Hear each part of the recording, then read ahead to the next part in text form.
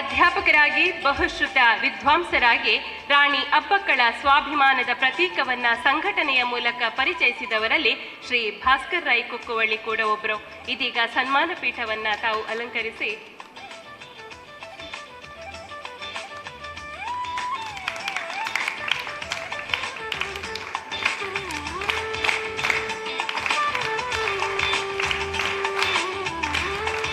ಸಮಾಜಮುಖಿ ಕೆಲಸಗಳನ್ನು ಮಾಡುತ್ತಾ ಸಮಾಜದಲ್ಲಿ ಬಿತ್ತಿ ಬೆಳೆಸಿದ ತಮ್ಮ ಕಾರ್ಯ ಶ್ಲಾಘನೀಯ.